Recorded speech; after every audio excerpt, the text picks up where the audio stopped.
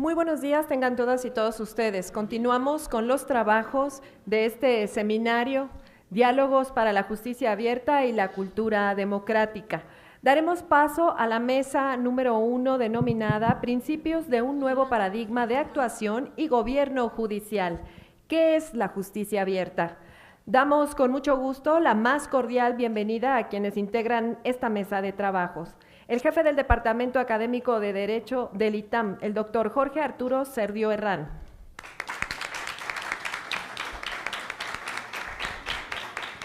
Con el mismo agrado saludamos a la magistrada de la Sala Regional Ciudad de México del Tribunal Electoral, María Silva Rojas. Un honor y un placer que nos acompañe la investigadora del Instituto de Investigaciones Jurídicas de la Universidad Nacional Autónoma de México, doctora Karina Anzola Vere. Para moderar esta mesa se encuentra con nosotros quien es magistrada de la Sala Especializada del Tribunal Electoral del Poder Judicial de la Federación, María del Carmen Carreón Castro. Gracias, muy buen día. Se nota que traigo porra por mis compañeros magistrados electorales locales. Digo, es un gusto el poder estar en el inicio de los trabajos de los diálogos para la justicia abierta y cultura democrática. Es un honor el poder moderar la mesa Principios de un nuevo paradigma de actuación y gobierno judicial. ¿Qué es la justicia abierta? Para nosotros los órganos electorales y los órganos jurisdiccionales es importante el quitarnos la palabra o la forma como el magistrado Abante dice el abogañol, de que siempre estamos buscando la forma más técnica para que nadie nos entienda. Y ahora el reto es hacer nuestras sentencias accesibles y que realmente puedan ser conocidas por la ciudadanía y bueno, para los que somos egresados de la máxima casa de estudios, es una área de oportunidad para las nuevas generaciones el que conozcan que todavía hay materias que tienen que ver en el derecho por conocer, profesionalizarse y una de ellas es la justicia abierta, es el tener, por ejemplo, la accesibilidad, como en estos momentos nos están haciendo el favor de hacer la interpretación simultánea en lengua de señas mexicana, para que realmente lleguemos a la ciudadanía. Para ellos trabajamos y el reto es saber cómo los podemos seducir y llegar. Sabemos que la materia de transparencia también toma un nuevo contexto con la reforma del 2014, en donde se modifica el artículo 6º transitorio y tiene una característica y relevancia, la transparencia, la rendición de cuentas, el que no solamente el Poder Ejecutivo, sino el Legislativo y Jurisdiccional estemos al escrutinio de la ciudadanía. Damos paso para iniciar nuestra mesa con el doctor Jorge Arturo Serdio Herrán, licenciado en Derecho por el Instituto Tecnológico Autónomo de México, con mención honorífica, doctor distinguido por la Facultad de Derecho en la Universidad de Buenos Aires, con la tesis Metodología para la construcción de sistemas expertos en Derecho. Realizó diversas investigaciones por medio de proyectos con la Secretaría de Ciencias y Tecnología y Técnica de la Universidad de Buenos Aires. Actualmente se desempeña como jefe de Departamento Académico de Derecho y director del programa de la Licenciatura de Derecho en el Instituto Tecnológico Autónomo de México. Doctor, gracias, muy buen día. Muchísimas gracias. Primero que nada, agradecer la invitación. Es un honor estar en esta casa de estudios. Agradezco la invitación de la Facultad de Derecho de la UNAM y de la Sala Superior, y en particular al magistrado Rey Rodríguez Mondragón por haberme hecho esta cordial invitación. Es un placer compartir la mesa con tan distinguidas colegas y creo que voy a aprender mucho de sus exposiciones. Muchas gracias por ayudarme a entender mejor esta justicia abierta. El día de hoy me gustaría conversar con ustedes un proyecto que tengo en manos y una preocupación. La preocupación es que este concepto de justicia abierta trata o se ha predicado en México de muchas cosas, de gobiernos, de legislativos, de parlamentos, de tribunales en particular, y mi preocupación es que parece inasible, parece un concepto que es difícil de pescar, es difícil de cuantificar, es difícil de comparar. Esto es, ¿por qué un tribunal es más abierto que otro? ¿Por qué un parlamento es más abierto que otro? ¿Y qué quiere decir que estos tres principios tan sonados, esto es el de transparencia, rendición de cuentas y participación ciudadana, puedan verse ejemplificados en una institución? De modo que mi propósito es cómo podemos construir juntos un parámetro mínimo que nos permita comparar instituciones con relación a este concepto tan difuso de justicia abierta. Para ello voy a hacer un breve recuento de este concepto tan difuso, hablaré algo de los principios aterrizados al Poder Judicial y después haré una propuesta metodológica acerca de cuál puede ser un parámetro mínimo que cualquier tribunal debería de cumplir para llamarse abierto, en el sentido que voy a decir. La primera slide, por favor. La primera aclaración que me gustaría hacer es que al menos uno puede rastrear dos genealogías de este discurso en los tribunales. Y son dos diferentes, diría, orígenes del discurso de justicia abierta. Un primer origen tiene que ver con algunas garantías y algunas condiciones institucionales que ocurren en el common law. Siguiente lámina, por favor. Yo levanto la mano y usted cambia de lámina, ¿le parece? Gracias, ahí está bien. En ese contexto, en el contexto del common law, la idea de que los juicios son públicos, de que los tribunales deben demostrar a quién enjuician, quiénes son las partes, que es una audiencia pública y que eventualmente las presentaciones y los registros en los tribunales pueden estar a disposición del público, está asociado al concepto de open court. Esto es tribunal abierto. Y hay una serie de conceptos jurídicos asociados a esto. Que el juicio sea equitativo, porque el público ve las reglas administradas por el juez. Que el juicio sea público, esto que se puede observar y que cualquier ciudadano se puede enterar de quién está en disputa. Y la idea de una transparencia, pero en el sentido de que las reglas judiciales son transparentes a la ciudadanía cuando son empleadas en el tribunal. No implica, por cierto, que una vez acabado el juicio y el litigio, los archivos judiciales sean públicos. Y tampoco implica, por cierto, que exista la potestad de los jueces de echar al público y cerrar y clausurar cualquier tipo de audiencia. Cuando uno se pregunta cuál es el concepto de open court, tribunal abierto, en la tradición del common law, esta es una idea asociada con un cierto diseño institucional y con ciertas expectativas de cómo se ha desempeñado este diseño institucional muy concretamente en el common law. Siguiente.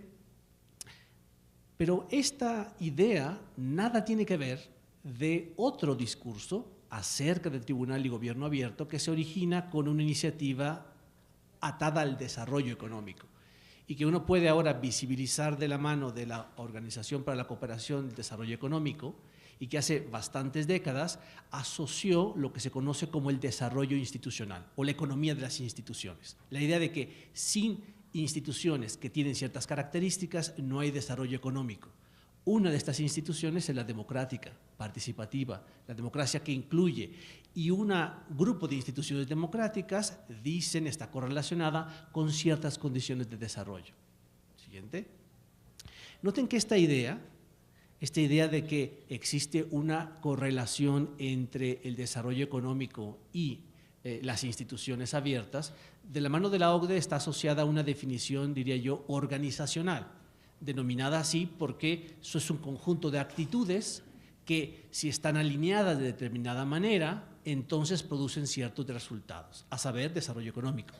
Vean esta definición, que es una definición bastante extendida, en donde la idea de gobierno abierto está unida a la idea de una cultura de la gobernanza. Y esta cultura de la gobernanza, noten, esto es muy importante, está unida en políticas innovadoras y sustentables. Esto es, está unido a la idea de que el gobierno abierto no es un estado de cosas, es una planificación que se hace para cambiar ciertas actitudes desde el Estado que genera una cierta cultura. Y esto se hace a través de políticas de mediano plazo, esto es proyectos que sean sustentables, y estos proyectos deben estar inspirados en ciertos principios, transparencia, rendición de cuentas, participación. Pero aquí está el punto, porque son un medio para generar una democracia y un desarrollo incluyente. Noten que esta genealogía del discurso del gobierno abierto no tiene nada que ver con la idea del common law. Podría emparentarse, pero no necesariamente. De hecho, cuando hablamos de tribunal abierto, gobierno abierto, podemos confundir estos dos orígenes. La discusión se confunde todavía más porque la OCDE ha decidido hace varios años que en lugar de solamente hablar de gobierno abierto, ahora debemos hablar de un Estado abierto. Y un Estado abierto incluye que cuando hay objetivos nacionales y que tienen políticas para llegar a esos objetivos, siempre deben de incluir estos objetivos estrategias de apertura del gobierno hacia el resto de poderes del Estado. De modo que ahora la OCDE dejó de hablar de gobierno abierto y empieza a hablar de Estado abierto. Esto ocurre en los primeros documentos en el 2011 y se cristaliza en Looking Forward, que es un documento expositivo del gobierno abierto y del Estado abierto en 2017. Y esto incluye el Poder Judicial. Claro, entonces la gran pregunta es cómo adentro de un Estado, en cada institución, a nivel nacional, federal, Poder Ejecutivo, Legislativo y Judicial, existen políticas públicas, iniciativas y proyectos que, inspirados en estos tres principios, redunden en un fortalecimiento democrático, inclusivo y en desarrollo económico. Siguiente. Yo creo que aquí es donde ya se diría yo la confusión en esclarecer el concepto. Si uno observa uno de los proyectos más ambiciosos de los últimos años de tratar de ver iniciativas de tribunales abiertos y poderes judiciales abiertos, que se organizó a propósito de la reunión de la Iniciativa Internacional de Gobierno Abierto en el 2011 y culminó publicado en el 2016, ahí adentro de esta iniciativa, de este documento, que es uno de dos que se generaron, uno puede observar lo variopinto del entendimiento de la idea de gobierno abierto. Esto es, uno puede observar cómo le llaman iniciativas de poder judicial abierto a sistemas de notificación electrónica y por otra parte portales abiertos con suficientes datos abiertos y por otra parte le llaman a esto a que la ciudadanía tenga un sistema de mediación o que haya responsabilidades administrativas adecuadas o sistemas de compras gubernamentales. Pero, ojo, esto no es solamente reflejo de estas dos genealogías que no están esclarecidas. La propia OCDE reconoce que cerca de 49% de sus países no tienen una definición de gobierno abierto y reconoce que 30% usa una definición ad hoc inventada y 21% restante usa una definición académica variopinta y que cuando uno pregunta qué políticas implementan, todos implementan diferentes cosas a partir de una misma etiqueta que le llaman gobierno abierto y ahora Estado abierto. Entonces, no es de extrañarse que esta polisemia y esta falta de claridad en las genealogías se traduzca en que incluso un proyecto académico serio, lo único que puede hacer es recopilar experiencias tan variopintas como faltas en su claridad acerca de cómo se coligen los tres principios en un poder judicial. Siguiente, por favor. Yo creo que la clave para esclarecer un poco esta confusión es distinguir los principios en dos sentidos, y que me parece que esta distinción aclararía un poco también cómo podemos después predicar de una cierta institución que tiene apertura. El primer sentido es ideal, esto es, los principios de transparencia, rendición de cuentas y participación se pueden entender en un sentido ideal. Y un sentido ideal son regulativos, esto es, idealmente toda la actividad del Estado debería estar al acceso en cualquier momento de cualquier ciudadano, cuando lo requiera, idealmente. En sentido ideal, todos los organismos del Estado deberían de tener una definición de su desempeño. Esto es, saber cómo desempeñan sus funciones y saber cuándo su desempeño es defectuoso. Esto es rendición de cuentas. Idealmente, todos los organismos del Estado deberían de tener mecanismos para recabar opiniones de la ciudadanía, ver sus necesidades y adaptarse a las nuevas necesidades de la manera que respondan adecuadamente a sus intereses. Idealmente. En un sentido ideal, los tres principios son independientes de un arreglo institucional concreto. Segundo sentido, los principios entendidos institucionalmente. Esto es, en función de si es un poder judicial o un poder parlamentario, en función de si es un Estado federal o un Estado central, en función de si hay normatividad que establece diferenciaciones en el uso de la información o en la rendición de cuentas. Un ejemplo. En Estados Unidos, un tribunal que se caracteriza por su opacidad es el tribunal que autoriza las intervenciones en materia de inteligencia para operaciones en el extranjero. Es un tribunal del Poder Judicial, está encabezado por un juez, es alguien que somete todos los pedidos de intervención y trabajo de la CIA y de las organizaciones de inteligencia, pero nadie puede estar presente en sus audiencias, sus récords nunca se manifiestan de manera pública y ni siquiera son reservados, son inaccesibles. Esta es una situación institucional concreta. Ahora, una pregunta es, ¿puede haber dentro de esa institución algún grado de apertura o transparencia, rendición de cuentas y participación? En algún sentido sí, pero demasiado acotada a que aquellos que están encargados de revisar su actuación puedan entender cuándo cumple su función adecuadamente y cuándo no. Aquellos que tienen derecho a acceder al tribunal y después quejarse de sus dichos puedan hacerlo de una manera que circule de manera transparente y que aquellos que interactúan con el tribunal en el procedimiento en todo momento tengan acceso a él cuando lo dispongan. Dicho de otra manera, los principios en sentido ideal siempre deberían de ser matizados tanto por el marco institucional como por la situación específica donde opera esta institución, los roles institucionales. Sin esta distinción podemos encontrar, como en el libro sesudo que les mostré, estas confusiones. Llaman rendición de cuentas a un mecanismo de sanción de funcionarios y al mismo tiempo llaman rendición de cuentas a el mejor desempeño que se tenga en la percepción de la ciudadanía acerca de un tribunal. Esto es, si no distinguimos el sentido ideal de los principios del sentido institucional, caemos en confusiones.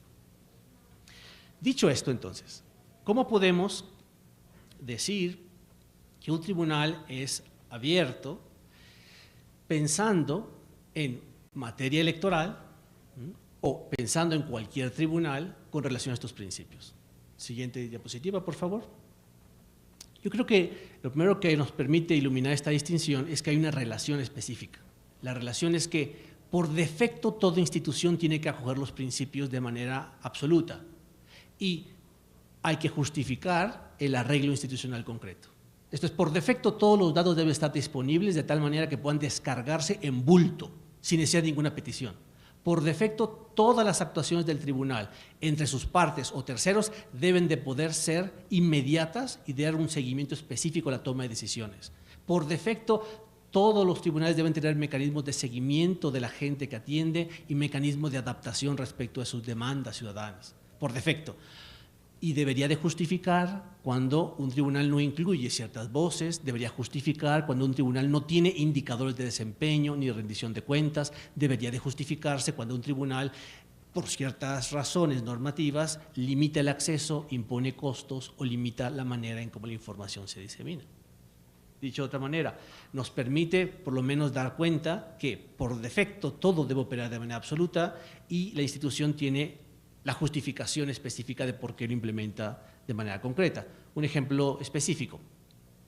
Si un tribunal no tiene un padrón completo de todos los catálogos de sus datos que genera, entonces no puede llamarse desde el punto de vista ideal abierto, pero puede justificar por qué ciertos padrones no están recabados, cierta información no es accesada ni diseminada por razón de las leyes aplicables. Pero la conversa no vale. Un tribunal que cumple con toda la normativa en materia de transparencia y protección de datos personales no se puede llamar abierto, si no tiene este padrón construido. De modo que la distinción entre ideal e institucional nos permite establecer un quantum acerca de en qué medida un tribunal podría ser abierto, pero no lo es por una razón normativa. Siguiente, por favor. Este parámetro mínimo que propongo se puede pensar de esta manera. Pensemos en una serie de preguntas que en cada uno de estos tres aspectos, apertura, rendición de cuentas y participación, un tribunal debería de contestar por sí o por no, con tres tipos de respuestas. Sí, lo tengo implementado parcialmente o no lo tengo implementado. Si no lo tiene implementado, le pondremos un 0. Si lo tiene implementado parcialmente, le pondremos un 3 y si lo tiene implementado de manera específica, le ponemos un 5, por ejemplo, o cualquier otra escala que ustedes quieran. Sujeto de vuelta a que se pueda después justificar cómo contestó adecuadamente esta pregunta. Cuando uno contesta sucesivamente estas preguntas, lo que obtiene son datos observables por parte de la institución y justificaciones específicas que pueda acomodar una matriz. De modo que como esto uno lo puede hacer de tribunal en tribunal, puede eventualmente comparar. Siguiente, por favor. Aquí hay un ejemplo. Por ejemplo, en materia de apertura. ¿Cuenta el tribunal con un padrón específico de todos los datos que tiene? Esto es, con todos los datos que consigna, que produce. Puede ser que no, puede ser que solo de algunos, puede ser que de todos o de ninguno. Y en ese sentido debería de podernos decir por qué. ¿Por qué no tiene el padrón? ¿Por qué solo tiene algunos? ¿O por qué no tiene ninguno? Pero noten cómo el padrón por sí mismo no importa para la apertura si no tiene catalogado estos datos. No solamente en bruto, sino nos dice estos datos a qué corresponden, a qué actividad específica corresponden, a qué flujo o proceso específico administrativo jurisdiccional. Y no solamente eso, sino como esta información ha de ser compartida, debe de tener la capacidad de poder compartirla de una manera automatizada, sin intervención humana, tener metadatos. Por sí o por no, si un tribunal contesta que no en estas tres categorías, podemos decir que no cumple con un estándar mínimo con relación a la apertura. Por cierto, puede contestar parcialmente que lo tiene y después justificar. Justificar por razones de ley, justificar por razones de seguridad nacional, justificar por razones de trámite, etc. Siguiente, por favor. Y siguiente. Rendición de cuentas. La rendición de cuentas tiene que ver con el modo en cómo cada función jurisdiccional o no jurisdiccional es definida en términos de un rol específico. Esto es, ¿qué quiere decir tener un desempeño adecuado en cada tarea que desempeña el tribunal? Desde prominentemente la resolución de un caso hasta la adquisición de ciertos bienes o servicios. Sin la definición de cuáles son los criterios para realizar una tarea, entonces no es posible hablar de rendición de cuentas.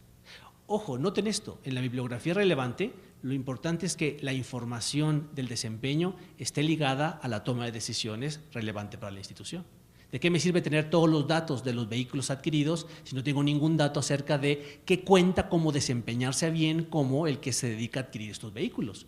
¿Y de qué sirve esto si no tengo acceso a los procesos de decisión de esas adquisiciones de los vehículos? De modo que una pregunta puede ser si tienen indicadores claves de desempeño, por ejemplo, para la actividad jurisdiccional, o si existe la posibilidad de que el público en todo momento dé seguimiento a este proceso. Vean que esta pregunta, siguiente, podría también preguntarse ahora de otros procesos no jurisdiccionales, esto es, de aquellas tareas que no son jurisdiccionales. De modo que uno puede preguntarse no solamente el indicador de desempeño, el tipo de tarea, sino el modo en cómo es comunicada. Esto es, si está documentado de una manera que es de fácil acceso y comprensión a terceros. ¿De qué sirve que tengamos un indicador de desempeño que está catalogado en, por ejemplo, indicadores de desempeño que solamente entiende la dirección de planeación o que solamente entiende aquel que lo diseñó con relación al Consejo de la Judicatura? Siguiente.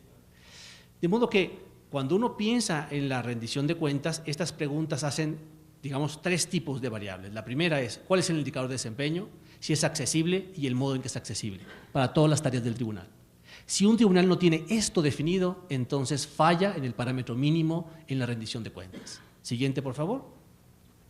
Con relación a la participación, habría que distinguir quizás en dos tipos de participantes. Los que son inmediatamente cercanos al tribunal y los que son más próximos, más remotos al tribunal. Con relación a los más cercanos, una pregunta que es útil de hacerse es si el tribunal cuenta con un registro de todos los actores que interactúan con él. Y tan solo porque participación no es pasiva, sino es el entendimiento de todos aquellos que interactúan con él, que pueden tener una opinión, una voz, un reclamo, un pedido. Bueno, ¿quiénes son? Si no los conoce, si no tiene un registro, falla en esta pregunta. Pero puede tener claramente un registro parcial o no lo puede tener. Otra pregunta puede ser si tiene una base específica de todas las interacciones con el tribunal, quejas, pedidos, demandas. Esto es, si tiene no solamente quiénes, sino qué le pidieron específicamente, qué le dijeron. Otra pregunta puede ser si el tribunal ahora de manera activa incita a la crítica, al comentario, a la mejora del propio actuar. Siguiente, por favor. O, por ejemplo, si cuenta con acciones para difundir los datos que genera. Estas preguntas de vuelta, con relación a la participación, están encaminadas a tratar de registrar el modo en cómo hay políticas específicas para tratar de distinguir entre aquellos que interactúan directamente con el tribunal, de aquellos que son remotos del tribunal, las interacciones de pedidos, quejas, el modo en cómo retroalimenta y si tiene una política activa de que esa retroalimentación se manifieste hacia ellos. Si lo vemos de esta manera, siguiente, uno podría ahora pensar entonces, siguiente, en una comparativa. Si uno le pregunta esto a diferentes tribunales y le responden con información específica, podría ahora clasificar en 3 tipos de segmentos a los tribunales. Aquellos que cumplen plenamente con el estándar, que sería el segmento hasta arriba gris, aquellos que cumplen con el parámetro mínimo, esto es que tienen una implementación parcial en cada una de estas preguntas, y aquellos que no lo cumplen o lo cumplen de manera variada, que hay una varianza en sus respuestas, pero en ningún caso tienen al menos el mínimo en todas las preguntas. Esto permitiría, con información registrada, armar una matriz que permita, con datos instanciables, cruzar, comparar y dar mayor inteligibilidad a la idea de un tribunal abierto. Siguiente, por favor. En suma, entonces, creo que el concepto es un concepto que, porque no nos damos cuenta de su genealogía, caemos presa de la polisemia del mismo, que no nos damos cuenta que hay diferentes acciones dentro de la misma etiqueta, que aunque los principios son inteligibles, los de apertura, rendición de cuentas y participación, necesitamos avanzar acerca de cómo podemos instanciarlos, observarlos y eventualmente hacernos de un parámetro que haga inteligible nuestro discurso. De otra manera, no será útil para nuestro debate institucional. Muchas gracias. Doctor, muchas gracias por hacernos reflexionar que efectivamente, más allá de un concepto, podamos establecer, darle sustento a estos principios, y bien se dice que lo que no se mide no se mejora. Entonces sí nos deja una reflexión para tomar cartas en el asunto y poder estandarizar. También quiero agradecer aquí al licenciado Yuri Zuckerman, quien es también el que ha estado organizando los temas de diálogos para la justicia abierta, por la invitación. Ahora bien, damos paso a la maestra María Silva Rojas, quien es licenciada en Derecho por la Universidad Panamericana, Campus Guadalajara, donde se tituló con mención honorífica en 2005, recibiendo su tesis el primer lugar otorgado por la Canaco de Guadalajara en el Premio Mariano Otero. Fue profesora de distintas materias en dicha universidad y ha cursado diplomados y estudios de posgrado en diversas áreas, así como la maestría en Derecho Electoral del Instituto Prisciliano Sánchez. Forma parte de la Barra Mexicana del Colegio de Abogados desde el 2009 y fue integrante del comité directivo de su capítulo Jalisco desde el 2011 y hasta el 2016. En 2013 se integró al Tribunal Electoral y siendo el 17 de marzo del 2016 designada magistrada de la Sala Regional Ciudad de México del Tribunal Electoral del Poder Judicial de la Federación por el Senado de la República. Por favor, magistrada, buen día. Muchas gracias. Les pido por favor que me ayuden con la presentación mientras yo doy los respectivos agradecimientos de nuevo. Muchas gracias a todas las personas que todavía nos acompañan después de la inauguración. Gracias por estar aquí y espero verlos aquí hasta el final del día, porque realmente quienes me conocen saben que este es un tema con el que estoy comprometida. Quiero lograr que en algún momento, aunque sea dentro de muchos años, podamos tener tribunales abiertos. Muchas gracias. Y bueno, obviamente agradezco a la Facultad de Derecho por la bienvenida que nos da en su casa. Agradezco también al Centro de Capacitación, a Yuri, a Carlos, al magistrado Reyes, aunque no esté aquí presente, por todo el impulso que le han dado a estos diálogos, a quienes nos acompañan de tribunales locales. Y de verdad agradezco muchísimo ver aquí todavía jóvenes. Espero que no estén aquí porque los hayan traído con promesas de algún punto o algo semejante. Y sí, no importa, espero al final lograrlos convencer de que esta es realmente una muy buena iniciativa que puede ayudarnos a mejorar como país, a mejorar nuestra democracia y no solo la democracia, sino la sociedad en general. Bueno, ¿podemos darle a la siguiente lámina, por favor? No. Esa es como la cuarta. No.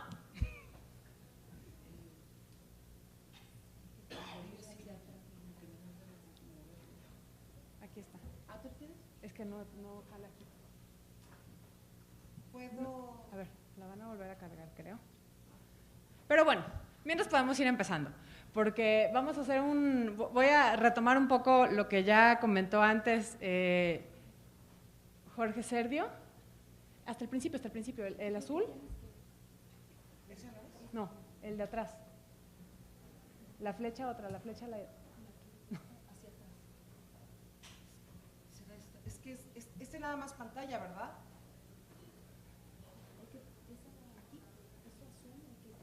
Hasta el principio. Con el, no, con el, este, pica el de la izquierda. No, el otro. Ahí está, ese. Gracias. Ay, perdón, problemas técnicos, no sé por qué siempre me pasa con esta presentación. Ahora sí. Sí, ahí, la primera, muy bien.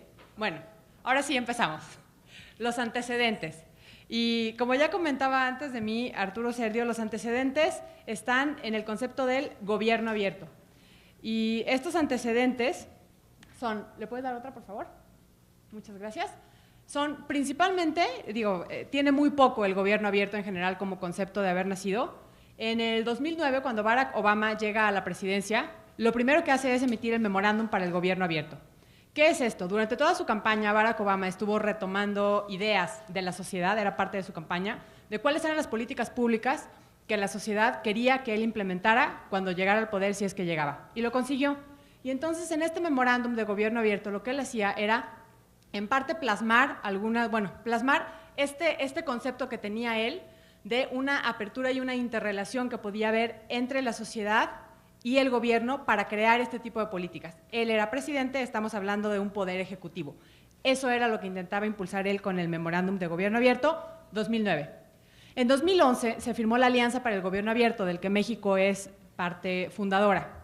Y esta Alianza para el Gobierno Abierto retomó un poco este impulso que tuvo Barack Obama, porque vieron que era muy bien visto, y trató de impulsar la apertura de distintos gobiernos en el mundo. ¿De dónde nace esta necesidad o esta inquietud por abrir el gobierno? Creo yo que es fundamental para esta inquietud la revolución digital, el Internet. Antes estábamos acostumbrados a que teníamos un gobierno, de repente algún medio periodístico, algún periódico, televisión nos informaban qué era lo que estaba pasando, qué era lo que hacía el gobierno, era la manera que teníamos como sociedad de enterarnos y no había manera de nosotros reaccionar a menos que fuera con alguna manifestación y ya sabemos lo que pasaba eventualmente con las manifestaciones sociales. Entonces, era una sociedad en la que no había posibilidad de cruzar información o de dialogar, no solo nosotros con nuestras autoridades, sino entre nosotros mismos. No podíamos crear sociedad, no podíamos crear comunidad. Internet y las redes sociales vinieron a revolucionar totalmente la manera en que nosotros como sociedad podemos interactuar entre nosotros mismos y frente a las autoridades y frente al gobierno. Vivimos en la mayoría de estos países, obviamente, en una democracia. Y la democracia, el concepto más básico que aprendemos en la primaria es el gobierno del pueblo por el pueblo. Y para entenderlo así, entonces, ¿cómo ayuda esta apertura del gobierno? De alguna manera, como sociedad, podemos empezar a ver que realmente podemos incidir en nuestras autoridades, incidir en las acciones que llegan a realizar, vía todas estas participaciones que tenemos entre nosotros, interacciones, protestas, etcétera, pero ya vemos un efecto mucho más inmediato en las reacciones del gobierno, por ejemplo, lo que pasó en la campaña del presidente cuando fue a la Universidad Iberoamericana. Ya hay respuestas automáticas. Entonces, esto genera el gobierno tiene que dar respuestas más inmediatas también por la cuestión tecnológica. Sí, pasamos a la siguiente, porfa. Nada más como dato curioso, todo esto se sigue centrando dentro de poderes ejecutivos y administración pública.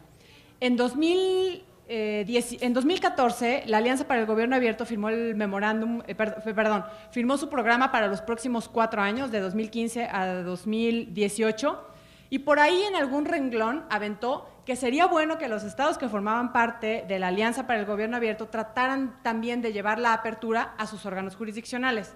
En un rengloncito. Todo lo demás del plan de programa de la Alianza para el Gobierno Abierto sigue centrado más bien en poder ejecutivo y un poco de poder legislativo. El poder jurisdiccional, el poder judicial simplemente fue y ojalá lo logren, estaría muy bien. ¿Está bien ahí? No. ¿Me regreso? Sí, no te regresas, por favor. Ok, ¿otra más? Ok. ¿Cuáles son los principios del Estado abierto? Ya los había mencionado Jorge Sergio, y aquí tengo que hacer una autocrítica. Yo estoy en su parte ideológica de lo que mencionó. Ya los mencionaron también durante la inauguración, entonces nos podemos ir muy rápido sobre cuáles son estos principios, que son transparencia, participación social y colaboración interinstitucional. La transparencia es que nosotros como autoridades digamos qué es lo que estamos haciendo y le demos toda la información a la sociedad. La participación social, que es esta interacción que puede haber con la sociedad dentro de nuestro actuar. Es fácil, por ejemplo, entenderlo cuando hay un parlamento abierto en el que la gente empieza a tener ideas de cómo legislar algo en un presupuesto participativo. Y la colaboración interinstitucional, que es, por ejemplo, el evento en el que estamos ahorita. A la siguiente, porfa. Mil gracias, Carmen. Estos tres sumados, estos tres principios, nos dan una mejor rendición de cuentas de nosotros como autoridades frente a la sociedad. ¿Qué es la rendición de cuentas? La rendición de cuentas no solo es, porque hay gente que así lo concibe como el yo ir y rendir el informe de gobierno, yo ir y rendir, por ejemplo, los informes que tenemos nosotros como tribunales en los que decimos qué hemos hecho, cuántos juicios resolvimos, cuál es el promedio que nos tardamos en resolver cada medio de impugnación. La rendición de cuentas va mucho más allá. Para que haya una correcta rendición de cuentas, nuestro actuar como autoridades tiene que ser un actuar legal.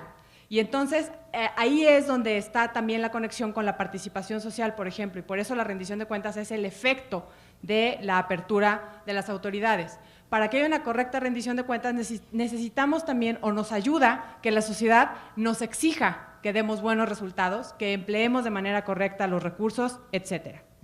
¿Podemos pasar a la siguiente, por favor? ¿La siguiente? Ok, gracias. Ahora, ¿es posible aplicar estos principios del Estado abierto a la impartición de la justicia?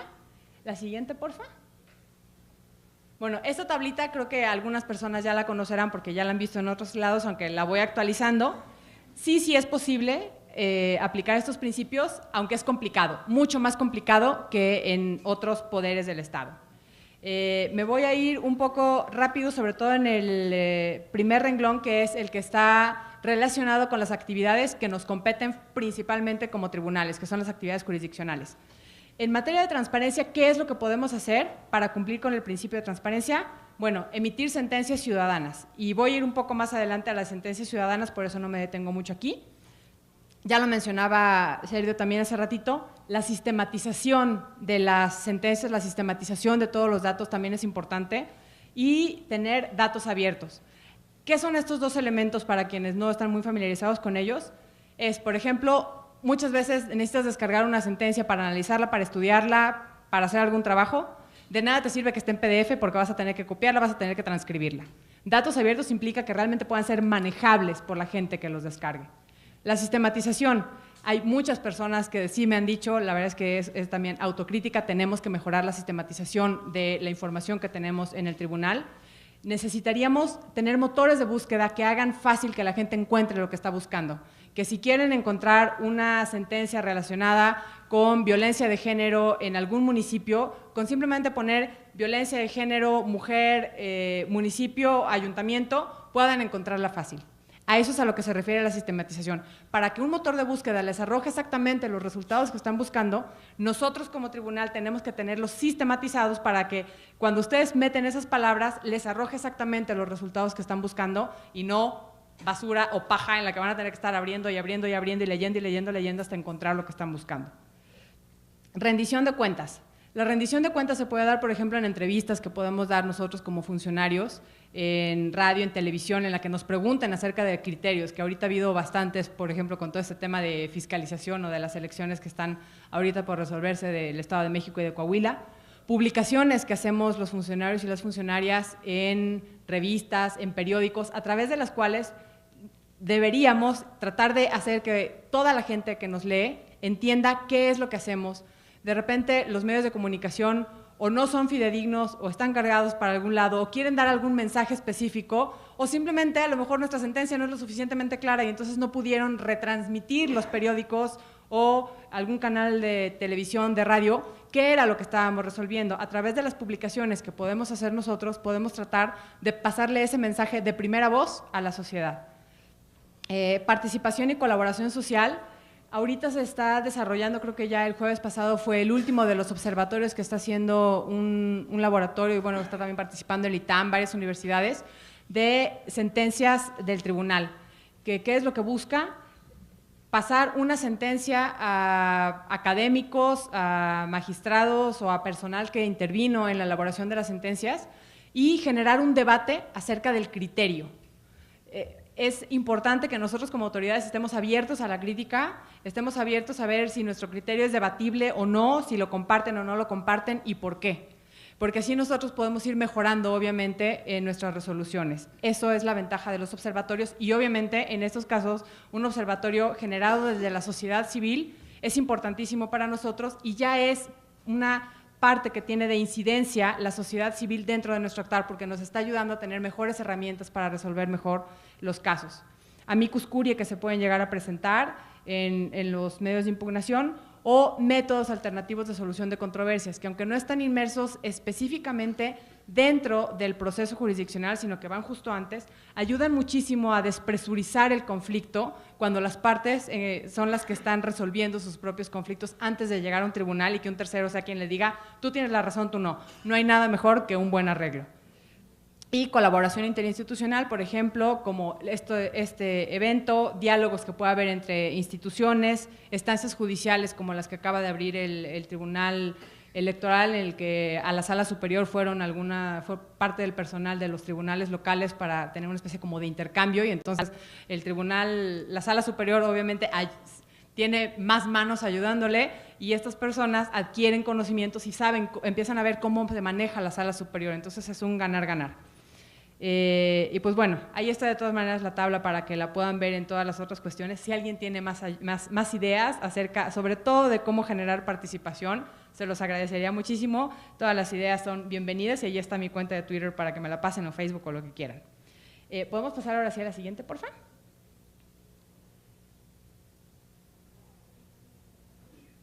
Y otra vez. Gracias. Y pues bueno, ¿otra? Por favor. Les había dicho que me iba a detener después en las sentencias ciudadanas porque son una herramienta fundamental, creo, a través de la cual comunicamos qué es lo que hacemos, qué es nuestra razón principal de existir de los tribunales. Emitir sentencias a través de las cuales resolvamos los conflictos que existen en esta materia. Y quienes me conocen o me ubican un poco por redes saben que el tema del lenguaje claro es una de las cosas que más manejo, pero el otro día tenía una plática con un magistrado del Tribunal de Chihuahua que me dice, es que el lenguaje no lo es todo, y estoy plenamente convencida de que no lo es todo, pero yo le decía, es lo que más vende mercadológicamente para tratar de empezar a empujar el tema, porque es muy fácil captar que hay palabras domingueras, palabras que no son del uso cotidiano y que pueden entorpecer que nosotros como juzgadores logremos comunicarnos con la sociedad. Si de repente un periódico dice, es que esta sentencia dijo X cosa, alguien está medio en duda, le creo o no le creo, busca la sentencia y empieza con abogañol, probablemente va a decir, ya ni siquiera la termino de leer, qué flojera o no le entiendo de plano. Entonces, el hecho de que nosotros logremos emitir nuestras resoluciones de manera clara, entendible para la gente, nos puede ayudar mucho en esta actividad. Y las sentencias ciudadanas tienen 4 elementos, no solo es el lenguaje creo que sí es el principal porque es la manera en la que se transmite todo, pero no es el único. Otro tiene que tener una argumentación lógica.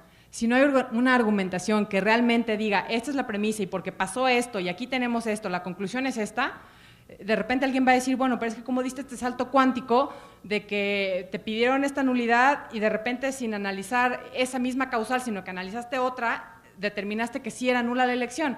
Necesitamos tener una argumentación lógica en nuestras sentencias, una estructura coherente que primero te ponga cuáles son los antecedentes, qué fue lo que pasó para que después pueda entender la gente que está leyendo por qué se está llegando a la resolución que se arriba y, sobre todo, una extensión adecuada. Sacar toda la paja de miles de transcripciones que muchas veces se ponen que son inútiles y que simplemente cuando estás leyendo es, ok, esto es transcripción, y te pierdes, de repente te empiezas a distraer. Hay que tener también una extensión adecuada en nuestras sentencias. ¿Le podemos pasar, por favor? ¿Otra? Y bueno, ¿cuáles son los beneficios de que logremos implementar una justicia abierta en la sociedad? El primero es acerca a las autoridades, en este caso a las y los juzgadores, a la sociedad. Y esto es muy importante, sobre todo en la coyuntura histórica en la que estamos pasando ahorita en México, el hecho de que la gente pueda entender que nosotros estamos interesados en comunicarnos con ellos, en comunicarles directamente qué es lo que estamos resolviendo, por qué lo estamos resolviendo. A mí se me hace que es fundamental de cara al próximo proceso electoral. Y para esto son fundamentales también las redes sociales, que yo sé que no todas las personas tienen acceso a Internet, pero la verdad es que cerca del 80% de las y los mexicanos tienen redes sociales. El hecho de que nosotros como autoridades empecemos a utilizar redes sociales y realmente fomentemos este diálogo con la sociedad a través de estos medios de comunicación pueden ayudar mucho a legitimarnos y a que realmente ganemos o recuperemos la confianza que han perdido las instituciones. ¿La otra, porfa? Ok. La justicia abierta garantiza 3 derechos humanos fundamentales. El derecho de acceso a la justicia. Quienes están en la materia electoral saben que más que ninguna otra área del derecho en el sistema jurídico mexicano, se basa en precedentes, se basa en criterios, en jurisprudencias. Y entonces, muchos de los derechos que tenemos las y los mexicanos no los van a encontrar en una ley, no los van a encontrar en la Constitución, los van a encontrar en jurisprudencias o en sentencias del tribunal. Es importante que nosotros difundamos eso para que ustedes como sociedad sepan cuáles son los derechos que tienen y cuáles son las obligaciones que tenemos nosotros como autoridades u otras autoridades.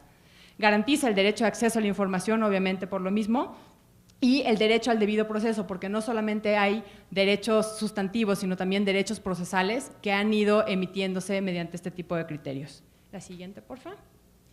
Fomenta la participación social. ¿Y por qué es importante que se fomente la participación social? Porque esto construye a nuestra democracia. Nuestra democracia, a final de cuentas, necesita que la sociedad se apropie otra vez del gobierno y entienda que no solamente es ir y votar el día de las elecciones por sus gobernantes, sino estar vigilando, estar tratando de apoyar a que realmente el gobierno sea lo mejor posible para beneficiarnos como sociedad.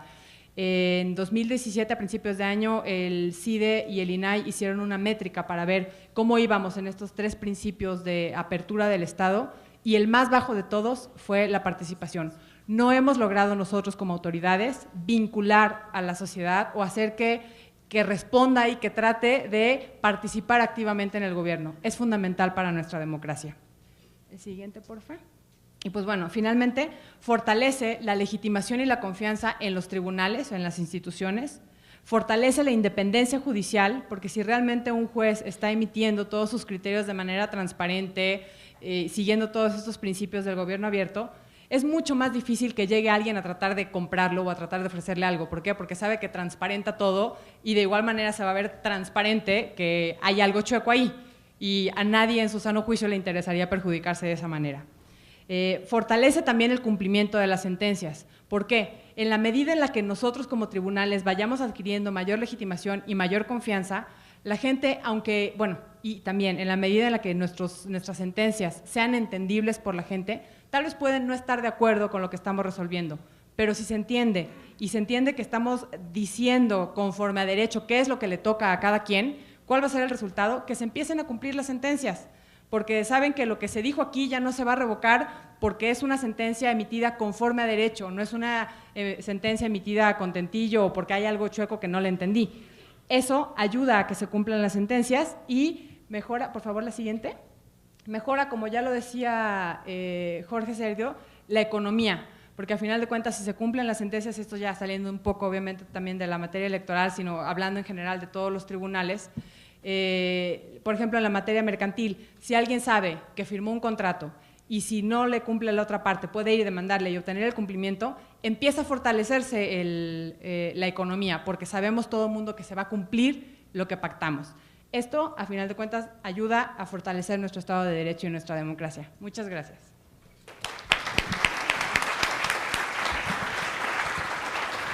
Gracias, magistrada. Qué bueno que llegaron nuestros alumnos, digo también para los que somos egresados de la Facultad de Derecho. Es un gusto el poder regresar y también ofrecer otras áreas de oportunidad y que puedan conocer esta nueva visión de gobierno y de esta nueva visión de juzgar. Quiero comentarles que se les va a repartir una serie de tarjetas para abrir sesión de preguntas y respuestas, los cuales esto haremos al finalizar nuestras intervenciones. Ahora bien, damos paso a la intervención de la doctora Karina Anzola B, gracias, directora de perfiles latinoamericanos de la revista insignia de Flaxo México, profesora e investigadora de tiempo completo en Flaxo México. Sus áreas y temas de interés son política jurídica, derechos humanos, movilización legal, sociología del derecho y teoría política. Es licenciada en Sociología por la Universidad de Buenos Aires, magíster en Sociología Económica por el Instituto de Altos Estudios Sociales de la Universidad Nacional de General San Martín y doctora de investigación en Ciencias Sociales con especialización en Ciencias Políticas por la Facultad Latinoamericana de Ciencias Sociales, sede académica de México. Es miembro del Sistema Nacional de Investigadores con el nivel 2, es autora del libro La política desde la justicia, Cortes Supremas, Gobierno y Democracia en Argentina y México, del año 2007, de la colección Doctrina Jurídica Contemporánea de Editorial Fontamara y directora científica de la edición en español del Diccionario de Derechos Humanos, Cultura de la Ciudadanía en la Era de la Globalización, del año 2009, entre otras publicaciones. Gracias, doctora.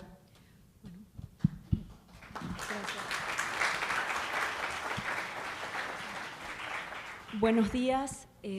Primero, muchísimas gracias por la invitación a los organizadores del evento. Siempre para mí es un gran gusto participar en estos espacios de diálogos en que personas que hicimos de la academia nuestra vida y colegas que se dedican a la impartición de justicia podemos dialogar y intercambiar opiniones, y para mí también es un honor estar aquí en la Facultad de Derecho de la Universidad Nacional,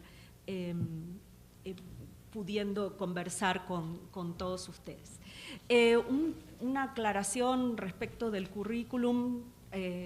Yo desde febrero de este año soy profesora, soy investigadora en el Instituto de Investigaciones Jurídicas de la UNAM, soy Puma, luego de 14 años de participar, de ser profesora investigadora en Flaxo México. Continúo siendo profesora de tiempo parcial en Flaxo, pero ya estoy full time en el Instituto de Investigaciones Jurídicas, solo porque digamos, el currículum todavía no reflejaba eso, lo cual es un gran gusto para mí. Bueno, yo creo que mi intervención va a estar en el medio, entre la de mis colegas que me precedieron. Digamos, hay algo de reflexión acerca del concepto y qué implica la justicia abierta, pero más que hacer un análisis genealógico conceptual, yo lo que quiero es hacer un análisis sociopolítico de las implicaciones de la justicia abierta y qué implica esto. Y por otra parte, luego me gustaría ver también con ustedes cuáles son algunas de las implicaciones de pensar en justicia abierta y sobre todo centrarme en una pregunta que me parece que es el próximo paso. ¿Para qué la justicia abierta? ¿Para qué queremos justicia abierta? ¿Y cuáles son los efectos que está teniendo este movimiento por la justicia abierta?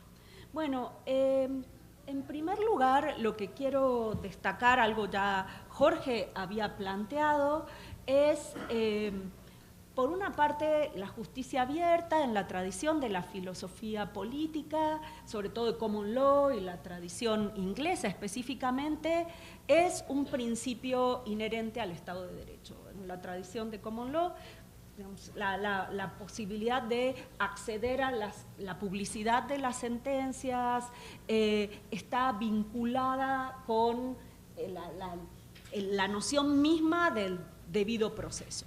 Entonces tenemos ahí una línea de investigación, una línea de interpretación de qué implica justicia abierta, pero a esta se ha superpuesto, está perspectiva de justicia abierta como principio del Estado de Derecho que ha permeado nuestros sistemas, a esta concepción más vinculada con un principio del Estado de Derecho, se le ha superpuesto otra que tiene que ver con el movimiento por el gobierno abierto. Yo ahí sí identifico la genealogía, no tanto en la OCDE, me parece que la OCDE recupera esto, pero sino en el movimiento del gobierno abierto, que primero fue impulsado por Al Gore y luego recuperado por el gobierno de Barack Obama y hecho como, digamos, constituido, que se constituyó como uno de los rasgos distintivos e identitarios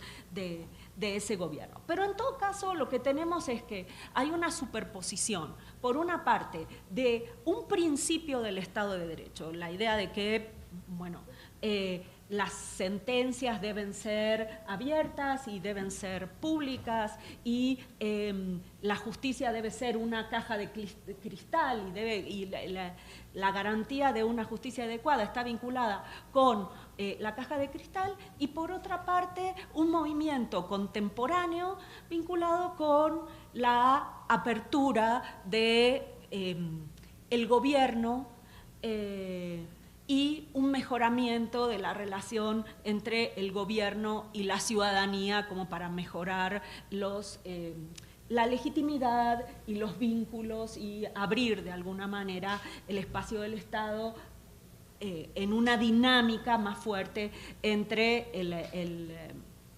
gobierno y los ciudadanos.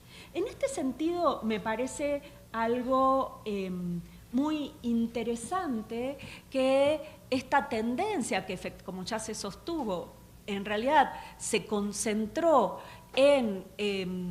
sobre todo en cómo abrir, cómo hacer más accesible, más abiertas las actividades del Poder Ejecutivo, básicamente cómo esta agenda ha permeado la preocupación de las instituciones judiciales, específicamente el Tribunal Electoral, esto hay que decirlo, en México, porque en general, es verdad, ha sido pensada más que nada como un mecanismo para la administración pública, pero las instituciones de justicia no han estado en el centro de esta preocupación.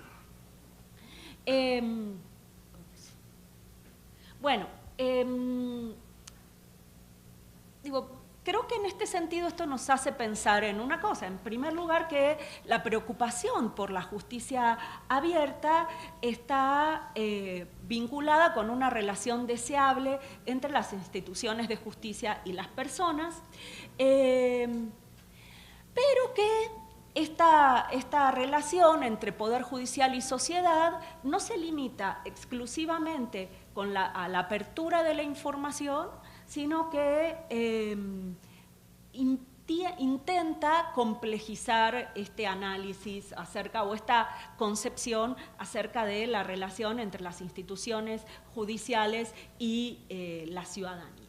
En este sentido, lo que nosotros podemos identificar como algo interesante en este movimiento por el gobierno abierto y en este sentido, en este movimiento por la justicia abierta como un subconjunto de este movimiento, es un giro hacia la ciudadanía por parte de las instituciones judiciales. ¿Qué implica este giro hacia la ciudadanía? Bueno, de alguna manera una preocupación, como la magistrada Silva Rojas nos planteaba, por ser accesibles, por ser entendibles, por establecer un canal de doble vía con los ciudadanos que ustedes, tanto como yo, saben que no es muy antigua esta preocupación en el marco de la manera en que se concibe la función judicial.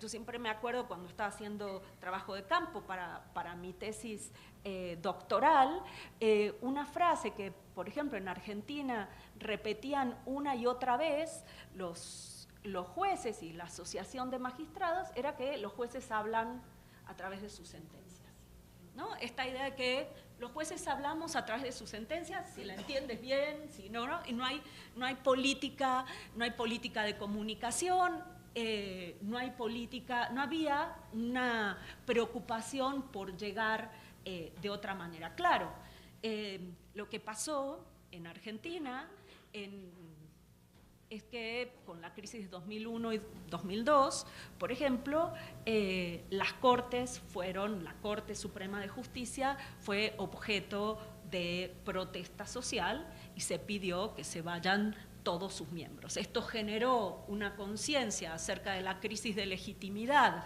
que había vivido el tribunal y a partir de ese momento se cambiaron las políticas desarrolladas acerca de esto, para justamente dar mayor importancia a la vinculación y la construcción de legitimidad con la ciudadanía. Digamos, por eso hablo de un giro hacia la justicia abierta como un intento de giro hacia la ciudadanía. ¿Por qué es tan importante, me parece, hacer referencia a esta noción de giro hacia la ciudadanía? Yo les prometí hacer un análisis sociopolítico de esto, no soy filósofa del derecho como Jorge, soy politóloga y socióloga, y me parece que es interesante pensarlo así. Durante las últimas 3 décadas ha habido mucho movimiento en los poderes judiciales, fue un momento de mucha transformación, pero yo lo que podría plantear es que la preocupación alrededor de los poderes judiciales, uno podría decir que durante la década del 80 y el 90 estuvo muy vinculada con la construcción de independencia, con la eficiencia y con el acceso a la justicia propiamente dicho, y en este sentido, sobre todo la preocupación por la independencia y la eficiencia de los poderes judiciales, a cualquiera de ustedes, se vinculan mucho más con factores que no tienen en cuenta a la ciudadanía propiamente dicha. La noción de independencia tuvo que ver con cómo se establecía un nivel óptimo de autonomía del Poder Judicial respecto del poder político, básicamente el Poder Ejecutivo por la tradición latinoamericana, y la preocupación por la eficiencia en la década de los 90 estuvo especialmente vinculada con superar el rezago de los asuntos y sacar más rápido sacar el trabajo más rápido. Si vamos a los informes del presidente de los informes anuales del presidente de la Suprema Corte de Justicia en México, lo que vemos es que en esta época hay estas dos preocupaciones, sobre todo la preocupación por la independencia y la preocupación por la eficiencia, el tratar de superar el rezago fue el tema de los poderes judiciales, cómo mejorar procesos, cómo medir, ¿no? La preocupación por la medición, de que los asuntos queden en cero al final del año. Entonces, en mis entrevistas todo el mundo vive desesperado por cómo digamos, y esto es cómo cumplir con estas metas. Esto es parte de esta preocupación de los 80s en los 90s. Luego, a principios del siglo XX, lo que tenemos es, además de la preocupación por la independencia y la eficiencia, ustedes saben que la independencia judicial no es algo que se logra de una vez y para siempre, es contextual y es dinámica, y lo mismo que la eficiencia, pero se agrega a esta preocupación la preocupación por la transparencia. No hablamos de justicia abierta, hablamos de transparencia. En este momento, a principios del siglo XX, la preocupación, como ustedes saben, por la transparencia es una preocupación que no solo atraviesa al Poder Judicial, sino a los diferentes poderes del Estado. Es el momento de la creación de los institutos de transparencia, el momento de la creación y la publicidad de las sentencias, los presupuestos, pero concebido, si se quiere, de una manera pasiva, concibiendo a la ciudadanía de una manera pasiva. Esto es, la transparencia es algo que los tribunales o las instituciones oficiales presentan, otorgan a la ciudadanía, pero no hay esta concepción de ida y vuelta. Bueno, y con el siglo XXI, sobre todo con en la primera década del siglo XXI, lo que tenemos es una nueva, digamos, vuelta en este movimiento vinculado con el movimiento de justicia abierta. Este movimiento de justicia abierta no solo se preocupa de la transparencia, sino, como vimos, no voy a repetir lo que mis colegas ya plantearon, sino que tiene otros principios, como el de el acceso y el de la participación social. Entonces, con esto, ¿qué tenemos? Esto es lo que nos indica, y México no es la excepción, que los poderes judiciales, de a poco, han ido insertándose en movimientos más amplios vinculados con la mejora del gobierno. Y además, ¿qué implica esto? Bueno, que los poderes judiciales se van concibiendo a sí mismos como parte del aparato de gobierno, que no están fuera de ese aparato de gobierno, sino que son parte de ese aparato de gobierno y que de algún modo tienen que cumplir responsabilidades en relación con esto.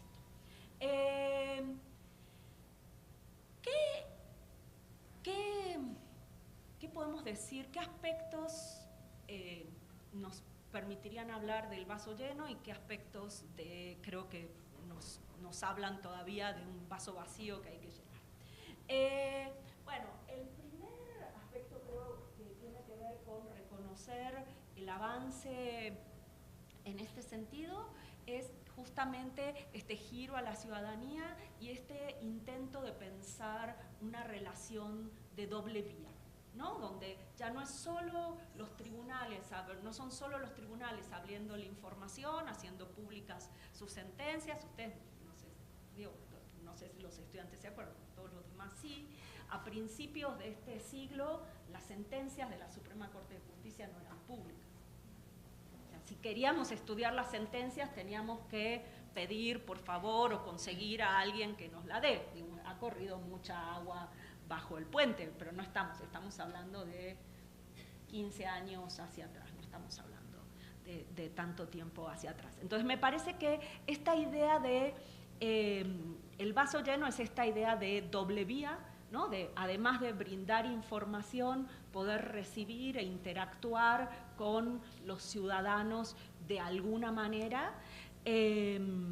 Por supuesto, la revolución digital facilita esto, pero, y ahora viene mi punto que creo que es el aspecto del vaso vacío, me parece que si bien la interacción a través de las redes sociales puede generar este vínculo de doble vía, creo que también hay otras modalidades para mejorar la participación de la ciudadanía en las decisiones judiciales que han sido poco exploradas. Y en este sentido me parece que hay que llamar la atención acerca de que el uso de las redes sociales y la interacción a través de las redes sociales es una condición necesaria, pero no una condición suficiente para decir que hay un incentivo de una mayor participación social en las instituciones de justicia. Me parece que ahí tenemos algo que discutir y que requiere una discusión muy amplia, que es participación social en las instituciones de impartición de justicia. A mí lo primero que me viene a la mente es, bueno, ¿qué hay de las audiencias públicas? ¿Qué hay de este otro tipo de mecanismos que implican un diálogo de otras características y que, si bien han sido ensayados, han sido utilizados sobre todo por la Suprema Corte de Justicia, no se han desarrollado, no se han institucionalizado de una manera más amplia. Pero en todo caso lo que me parece es que lo que hay que plantear o lo que habría que discutir es qué entendemos por participación, una mayor participación ciudadana en las instituciones de justicia desde una concepción de justicia abierta, sin desmerecer los pasos que ya se han dado. Y me parece que el otro elemento que yo a veces tengo la sensación que la discusión acerca de la justicia abierta, con la complejidad que tiene, ha desplazado, es la discusión acerca de qué implica un mayor acceso ciudadano a la justicia. La discusión clásica del acceso a la justicia me parece que también a veces está opacada por esta preocupación en la justicia acerca de la justicia abierta, que definitivamente implica un paso adelante, pero que me parece que no estamos cuestionando, no nos estamos cuestionando acerca de quién está accediendo a la justicia, para qué accede, qué barreras permanecen, qué barreras no permanecen, y creo que esta es otra discusión que es importante brindar. Y ya para terminar, creo que el tercer aspecto que a mí me parece importante señalar es el que les dije, justicia abierta, ¿para qué? ¿No? Me parece que ahí ahora estamos en un momento donde hay una valoración normativa de la justicia abierta que creo que es absolutamente necesaria e importante. Si a mí me preguntan si prefiero una justicia más abierta o menos abierta, definitivamente voy a decir prefiero más una justicia abierta a una cerrada, entre otras cosas porque yo me dedico a investigar a los jueces, así que tener mayor posibilidad, o sea, además del autointerés, pero por principio también, ¿no?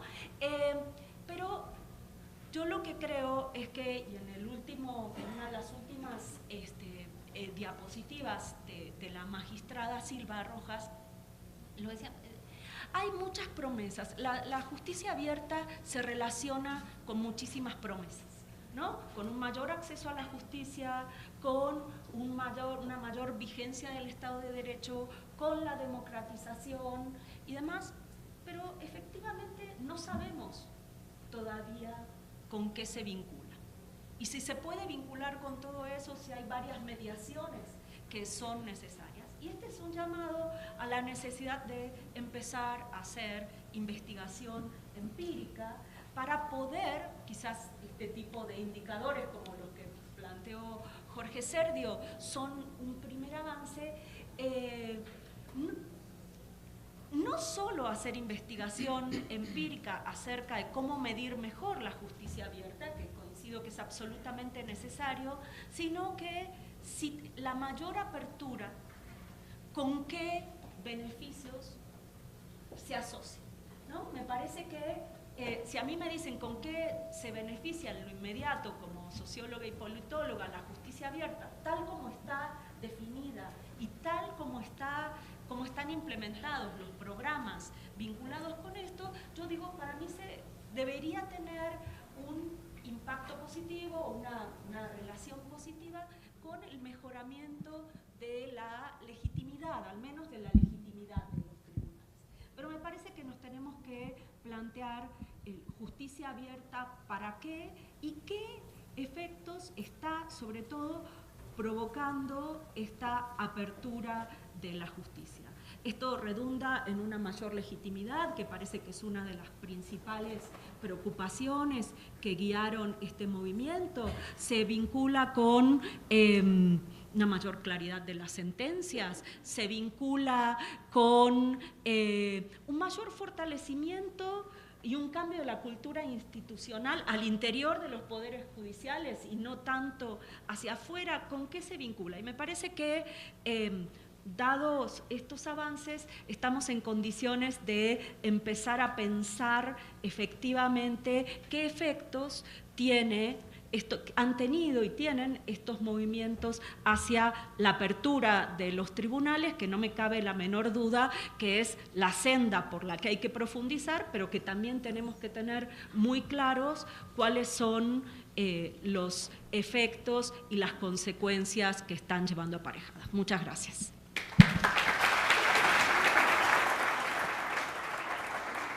Gracias. Doctor, creo que quieres una intervención. ¿Sí? ¿Me ayudan, por favor? Sí, gracias. Gracias.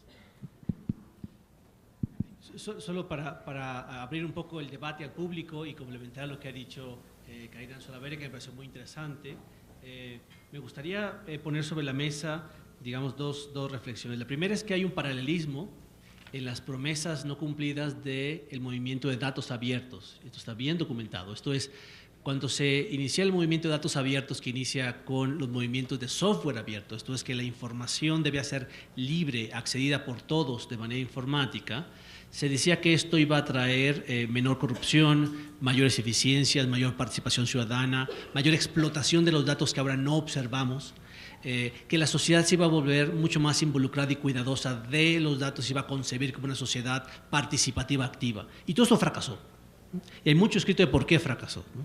Una de estas razones que está documentada es porque no se miró a los contextos organizacionales, esto es, a las organizaciones que ponían al servicio de otros sus datos, que ponían de manera privada o pública los datos o que consumían los datos.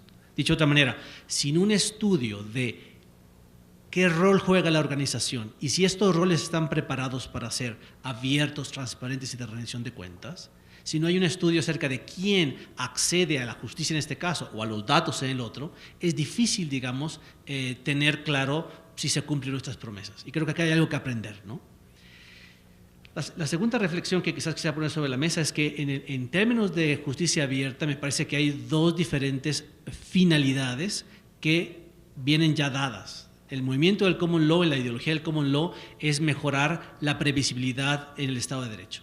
Y eso es algo que está dado si uno tiene tribunales abiertos con participación del público, con reglas claras y previsibles, mejorar la certeza en la asignación de derechos. Si esto es verdad o no, viene de esa tradición. Pero el énfasis de la economía de la institución es, yo creo que lo que ahora predomina en todos los estudios empíricos que hay a nivel económico de justicia abierta o de gobierno abierto, de parlamento abierto. Y es, hay una asociación entre desarrollo económico y democracia y que las instituciones tengan ciertas características, por ejemplo, participativa, de rendición de cuentas y de apertura. Si esto es verdad o no, habría que cuestionar si hay otras finalidades. Pero en todo caso me parece que en la justicia abierta tenemos dos defectos. Tenemos impuestos los fines, los beneficios, sin cuestionarlos mucho, como sociedad, ¿para qué la queremos? Y la segunda es que podemos aprender mucho de pues, el fracaso del movimiento de datos abiertos, que en algún sentido se parece bastante a la justicia abierta, ¿no?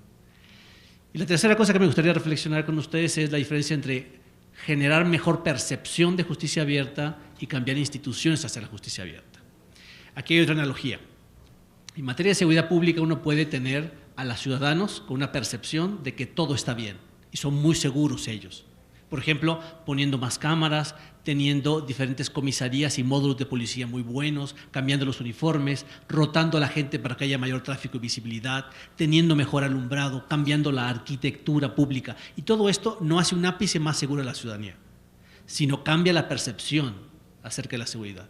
Entonces, hay que tener también un giro de tuerca en este discurso, porque uno podría preguntar, ¿cómo puedo generar acciones de política tal que me perciban como un tribunal más abierto, con mayor acceso a la justicia, con mayor rendición de cuentas y con mayor participación?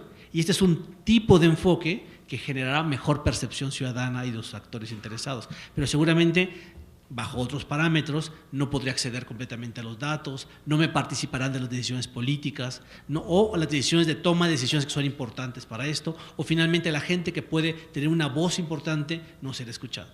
Entonces también habría que distinguir entre las políticas públicas que abonan a cambiar la percepción cuando queramos medirlo, y cómo distinguimos la percepción de los actores de lo que de hecho está ocurriendo. Y para alguien que tiene un interés sociopolítico sería muy interesante esta distinción, ¿no? Bueno, quizás podemos preguntar algo también ustedes, ¿no? Precisamente, si me lo permite, doctor, precisamente para usted, doctor, para la integración del parámetro mínimo para evaluar si un tribunal o institución practica la justicia abierta, mencionó una política activa de retroalimentación como un elemento. En ese tenor, esa retroalimentación implica un papel activo de la sociedad en el que cuente con campos en esas plataformas electrónicas para emitir evaluaciones a las instituciones. También aprovecho para preguntarle cuál es el rol institucional del Tribunal Electoral del Poder Judicial de la Federación y ¿qué hacemos si cada magistrado asume un rol diferente? Es decir, si hay heterogeneidad en el rol que cada magistrado asume. Y por último, ¿qué implicación tiene esta aparente heterogeneidad para el éxito de una política de justicia abierta? En lo que nos hace favor de contextualizar las respuestas, para la magistrada Silva, preguntan, en su intervención refirió que el 80% de las personas cuentan con redes sociales. No obstante, ¿qué opina de garantizar el acceso a la justicia abierta por parte de los grupos en situación de vulnerabilidad, como los indígenas, campesinos, rurales, personas con discapacidad? Gracias. Cedo el uso de la voz al doctor. Gracias por las amables preguntas. Con relación al criterio de participación, me parece que es algo que ha dicho muy bien Kainan Solavere. Se trata, diría yo, de distinguir dos dimensiones. Una primera dimensión es el tribunal tiene, por decirlo de alguna manera, cierta ciudadanía con la cual interactúa de manera natural por su rol, las partes, los interesados con relación a las partes. Entonces, las partes tendrían que decir en cómo ellos interactúan con el tribunal, desde la aproximación al entablar la demanda hasta los criterios para hablar con los magistrados acerca del asunto, pasando por el seguimiento de la ejecución de las sentencias y quizás con una retroalimentación acerca de lo que vivieron y ocurrió. Y aquí hay, la primera dimensión es, por decirlo así, pasiva. Esto es, si hay mecanismos que no sea un buzón de sugerencias o un correo electrónico a cada magistrado o una cuenta de Twitter. ¿Cuáles son los mecanismos para que se promueva, que se retroalimente al tribunal, que reciba, digamos, capturas de opiniones y de información? Esa es una dimensión.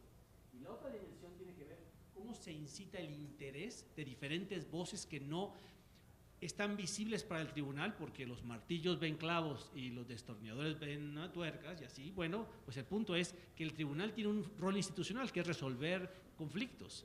Pero quizás hay otros actores que el tribunal no visibiliza y que podría visibilizar y que podría acercar y conversar con ellos acerca de cómo ven su desempeño y cómo mejorarlo, o cómo ponerlo en telejuicio, o cómo pensar las cosas. Y esta segunda dimensión tiene que ver, diría yo, con la idea de que las instituciones deben ser adaptativas, esto es, de que deben de responder a cambios sociales y a necesidades dentro del marco normativo de su institución. Esto es, hay un marco de desempeño, pero dentro de ese marco tienen que poder responder a diferentes cambios en las expectativas sociales y en los conflictos sociales que resuelven. Bueno, ¿qué política se diseña para estar pendientes de esos cambios y generar internamente mejoras frente a esos cambios? Esta es una segunda dimensión, diría yo. Entonces, no es meramente una retroalimentación activa como existe en la transparencia proactiva, donde uno va y toma el dato y accede en lo que quiere, sino me parece que son dos diferentes puntos de vista o niveles. El primero es cómo reflejar a aquellos que participan porque tienen que incidir e interactuar con el tribunal de manera nata, y cómo el tribunal tiene una política de monitoreo acerca de los cambios en los conflictos y otros posibles interesados para mejor dar cuenta de su rol institucional. Son dos dimensiones. Y a este respecto, el rol institucional es ambiguo. Quiere decir tanto lo que está definido en términos normativos que debe hacer el tribunal, llegando a la segunda pregunta, como las actitudes que cada miembro de la institución tiene. O sea, si uno le pregunta a cada funcionario del tribunal, ¿cómo te concibes a ti en el rol que tienes en el tribunal? Yo no estoy tan seguro que su respuesta sea exactamente la definición que tiene el reglamento interno. Esto es otra cosa. Entonces, noten que cuando decimos qué rol institucional tiene el tribunal, es ambigua la pregunta. Podemos querer decir normativamente cómo se ha definido su rol, o podemos decir qué percepciones y autocompromisos y actitudes despliegan los individuos que trabajan en el tribunal en su desempeño cotidiano. Con relación al primero, no hay heterogeneidad, está establecido de manera normativa. Con relación al segundo, por definición hay heterogeneidad, porque diferentes individuos asumirán diferentes roles en función de intereses y en función de incentivos. Así que, ¿cómo alinear diferentes actitudes? Bueno, eso es el reto organizativo, pero de cualquier organización, por cierto, desde Bimbo hasta el Poder Judicial. No hay ninguna novedad en esto. Y hay perfectas herramientas muy estudiadas acerca de cómo encarar cambios en la cultura organizacional, para, si bien no alinear las actitudes, como si fuera un ejército, por lo menos fomentar ciertas actitudes y prevenir que otras no surjan. Y lo mismo puede ocurrir con género, que puede ocurrir con justicia abierta. Es un reto organizativo. Entonces, respondiendo de manera concreta, El rol institucional es resolver conflictos. En tanto normativa, bueno, es uno solo. En tanto las actitudes y expectativas que cada miembro asume son heterogéneos. Es por esto que es tan importante ver lo que ocurre en lo que debe ocurrir en las normas, como en cómo esto se aterriza operativamente en cada institución y sus organizaciones, sin caer en la ingenuidad de que un cambio en políticas normativas cambiará la cultura organizativa de un tribunal, ¿no? Gracias, doctor. Magistrada, si nos hace favor. Muchas gracias a quien haya hecho la pregunta. Y yo no me iría ni siquiera como el 80% de la gente tiene acceso a redes sociales y entonces nos podemos comunicar efectivamente con el 80%. No, justo hace unos momentos platicaba con la magistrada Maisola, nuestro pequeño mundo electoral muy endogámico, de repente podemos caer en la tentación de creer que lo que conversamos y lo que sabemos, dialogamos entre nosotros, lo sabe todo el mundo.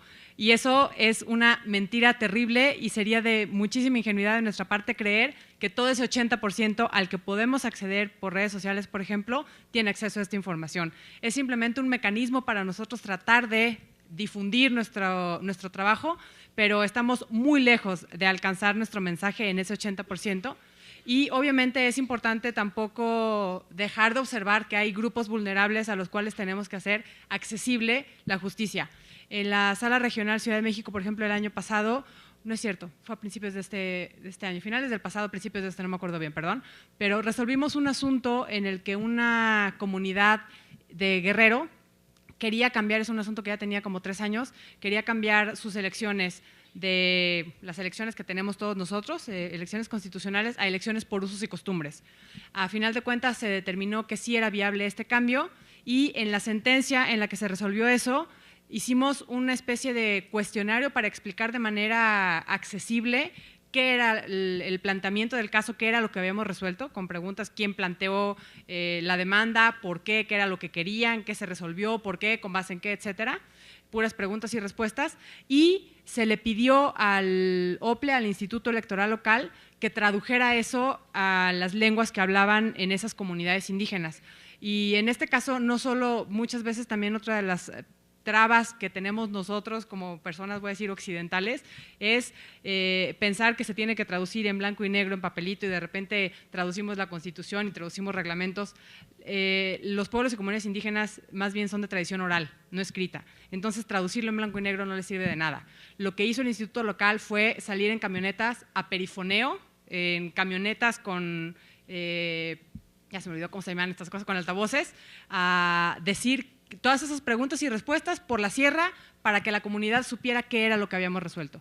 Entonces, son casos concretos en los que sí hemos trabajado y tratado de pensar cómo acercar nuestras resoluciones a las comunidades indígenas. Este es un caso concreto muy específico y hace falta muchísimo más en cuestión de transmisión, de difusión de los derechos a los que tienen estos grupos vulnerables. Nos hace falta trabajar muchísimo, estoy segura de eso, pero bueno, por algo se empieza y al menos la voluntad la tenemos. Gracias. Gracias, magistrada. Pues bueno, para finalizar, agradecemos a las instituciones convocantes, que es el Tribunal Electoral del Poder Judicial de la Federación, en especial a las área de transparencia, al área de capacitación, a través de los magistrados Felipe de la Mata y Rodríguez Mondragón, a la Asociación de Tribunales y Salas Electorales, que también se encuentra trabajando en el tema de diálogos para la justicia abierta y cultura democrática. Agradecemos a los asistentes y a nuestros participantes del panel. Muchas gracias.